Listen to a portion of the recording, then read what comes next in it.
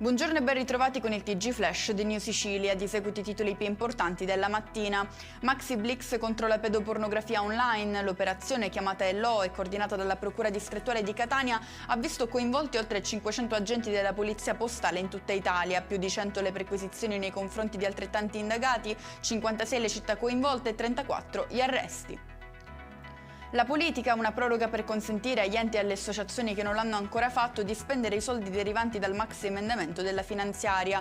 Questo è il piano della Commissione Bilancio dell'Ars, che ha dato il suo via libera alla legge, che ora attende il voto finale dell'Aula. Intanto le opposizioni sollevano polemiche. Approvata la legge sul funzionamento del governo, gli assessori regionali non dovranno più attendere il giuramento dinanzi al governatore eletto e al cospetto dell'Ars per assumere le loro funzioni, ma saranno operativi per gli atti di ordinaria amministrazione sin dal loro insediamento.